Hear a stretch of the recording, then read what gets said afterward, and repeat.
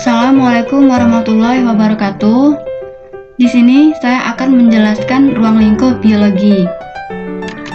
Ruang lingkup biologi memiliki standar kompetensi. Yang pertama ialah memahami hakikat biologi sebagai ilmu.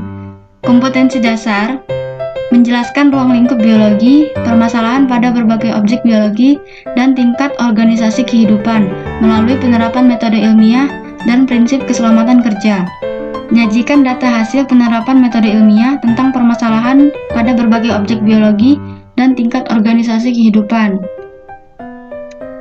Tujuan pembelajaran: melalui pembelajaran daring ini, peserta didik dapat menjelaskan dengan tepat ruang lingkup biologi, permasalahan pada berbagai objek biologi, dan tingkat organisasi kehidupan. Melalui penerapan metode ilmiah dan prinsip keselamatan kerja serta memiliki sifat mandiri, jujur, dan disiplin. Apa itu biologi? Mengapa kita harus belajar biologi? Apa manfaatnya jika kita mempelajari biologi? Biologi adalah ilmu yang mempelajari tentang kehidupan di dunia dari segala aspek, baik itu tentang makhluk hidup, lingkungan, maupun interaksi antara makhluk hidup dengan lingkungannya. Mengapa kita harus belajar biologi? Biologi mempengaruhi kehidupan kita sehari-hari, mulai dari hubungan kita dengan lingkungan, makanan yang kita konsumsi, hingga penyakit yang dapat menyerang kita. Dengan demikian, dapat memahami biologi diharapkan kita dapat memahami diri kita dan kehidupan sekitar kita, meningkatkan kualitas hidup kita, dan lebih bijak terhadap lingkungan. Biologi itu berasal dari bahasa Yunani, yaitu bios yang berarti hidup dan logos yang berarti ilmu. Cabang biologi terdiri dari anatomi. Anatomi itu apa? Anatomi adalah mempelajari struktur bagian tubuh makhluk hidup. Bakteriologi adalah ilmu yang mempelajari tentang bakteri. Bioteknologi adalah mempelajari teknik pemanfaatan organisme untuk menghasilkan suatu produk yang bermanfaat bagi manusia. Botani adalah ilmu yang mempelajari beraneka ragam macam tumbuh-tumbuhan. Ekologi adalah ilmu yang mempelajari hubungan makhluk hidup dengan sesamanya dan lingkungannya. Embriologi adalah ilmu yang mempelajari pertumbuhan dan perkembangan embrio. Entomologi adalah ilmu yang mempelajari serangga. Etologi adalah ilmu yang mempelajari tingkah laku makhluk hidup. Fisiologi ialah ilmu yang mempelajari fungsi alat-alat tubuh makhluk hidup. Genetika adalah ilmu yang mempelajari cara pewarisan sifat makhluk hidup kepada keturunannya. Histologi adalah ilmu yang mempelajari jaringan tubuh.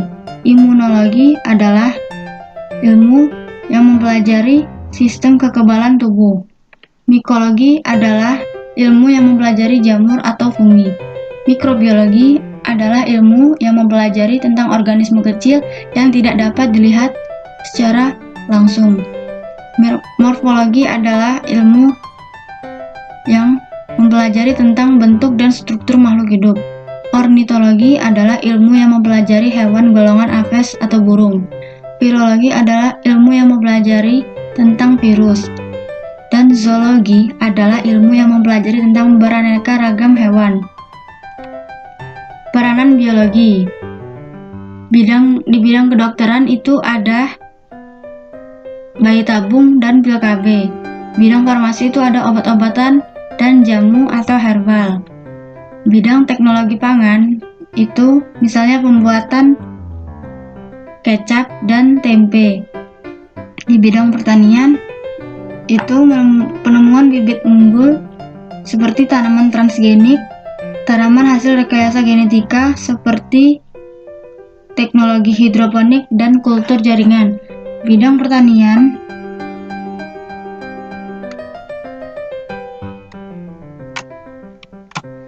bidang peternakan itu misalnya cloning untuk hewan inseminasi buatan atau kawin suntik.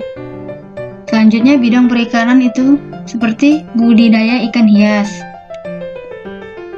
Tingkatan organisasi kehidupan mulai dari molekul, sel, jaringan, organ, sistem organ, individu, populasi, komunitas, ekosistem, bioma, dan biosfer. Molekul. Molekul adalah bagian terkecil senyawa yang terbentuk dari kumpulan atom yang terikat secara kimia. Nah, ini salah satu molekul karbohidrat yang terdapat pada nasi. Sel adalah unit terkecil dalam tubuh makhluk hidup. Yang di sebelah kanan ini ada sel tumbuhan, dan yang sebelah kiri ini ada sel hewan. Selanjutnya jaringan. Jaringan adalah kumpulan sel yang memiliki bentuk yang sama dan fungsi tertentu. Organ adalah kumpulan beberapa macam jaringan yang melakukan fungsi tertentu. Nah, ini salah satu contoh organ. Dan ini adalah gambar ginjal. Selanjutnya ada sistem organ. Sistem organ adalah beberapa organ yang melakukan fungsi tertentu. Selanjutnya ada individu. Individu adalah makhluk hidup tunggal. Populasi adalah kumpulan individu dari satu spesies yang berinteraksi dan hidup di wilayah tertentu. Komunitas adalah kumpulan populasi dari berbagai spesies yang saling berinteraksi dan hidup di area tertentu. Ekosistem ialah tingkatan organisme kehidupan yang mencakup organisme dengan lingkungan abiotiknya. Bioma adalah ekosistem terestrial yang dipengaruhi oleh iklim regional. Nah, ini contoh bioma, ada bioma gurun, bioma savana, bioma hutan gugur, bioma hutan tropis, bioma taiga, dan bioma tundra. Yang terakhir ada biosfer. Biosfer itu apa? Biosfer ialah lapisan bumi yang ada di dalamnya terdapat kehidupan. Nah, yang dalam lingkaran ini ialah contoh dari biosfer. Objek dan permasalahan biologi. Objek dan permasalahan yang dikaji dalam biologi adalah makhluk hidup beserta kehidupannya dan faktor-faktor pendukung kehidupannya. Makhluk hidup ialah manusia, hewan, dan tumbuhan sebagai objek biologi yang dikelompokkan dalam sistem pengelompokan yang selalu berkembang, mulai sistem pengelompokan 2 kingdom sampai sistem pengelompokan 8 kingdom. Klasifikasi makhluk hidup. Mulai dari sistem 2 kingdom itu ada Plantae dan Animalia. Sistem 3 kingdom itu ada Protista, Plantae, dan Animalia. Sistem 4 kingdom itu ada Monera, Protista, Plantae, dan Animalia. Sistem 5 kingdom itu ada Monera, Protista, Fungi, Plantae, dan Animalia. Sistem 6 kingdom itu ada Archaebacteria, Eubacteria, Protista, Fungi, Plantae, dan Animalia.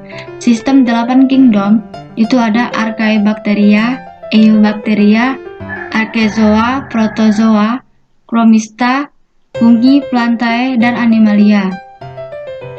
Sekian, terima kasih. Semoga ilmunya bermanfaat. Wassalamualaikum warahmatullahi wabarakatuh.